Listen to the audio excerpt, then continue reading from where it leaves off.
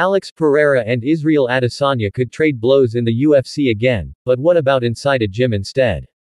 Pereira is leaving the door open for the idea, with one condition. Pereira and Adesanya have been huge rivals for years in both kickboxing and MMA.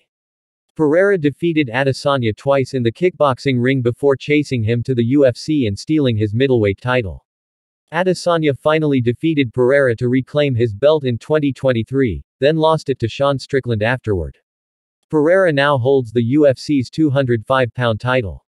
After winning the UFC light heavyweight title with a knockout of Jiri Prochazka in November, Pereira offered Adesanya a chance to fight him for the 205-pound belt, however Adesanya was unreceptive to the idea. Pereira was then booked to instead defend his title against former UFC champion Jamahal Hill on April 13 in the main event of UFC 300, and Poatan said he wouldn't be opposed to the thought of training with Adesanya in the future. Anything can happen, Pereira said on the MMA Hour. Maybe he and the organization have the interest to book that fight again. I'm here. But I think it's over. I don't know. I'd even train with him if I had the opportunity.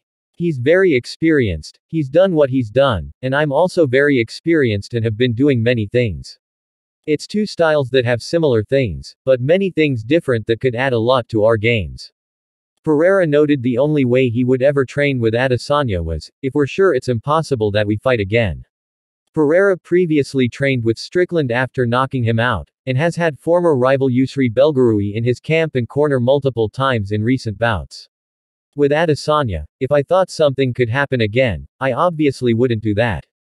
The UFC champion said a rivalry must exist when you're both in fire together, but it has to stop once you're no longer competing for the same goal. I really wanted to fight him again, but I honestly think it's over now, Pereira said. I don't know. I think it's over. I've tried to call him out. It was my belt on the line.